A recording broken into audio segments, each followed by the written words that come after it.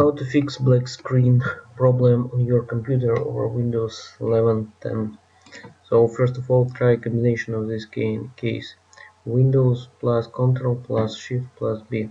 This will reactivate your graphic card, so it will, if it's like frozen, it will start active. Yeah. If this not help, try combination of keys Control Shift Escape. Control Shift Escape. If you press like this, yeah,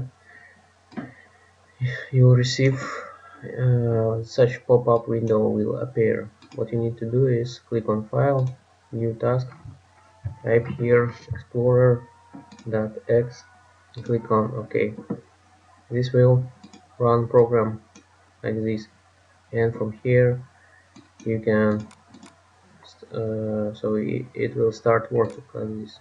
So problem will disappear. Let me know in comments below if this help you or not.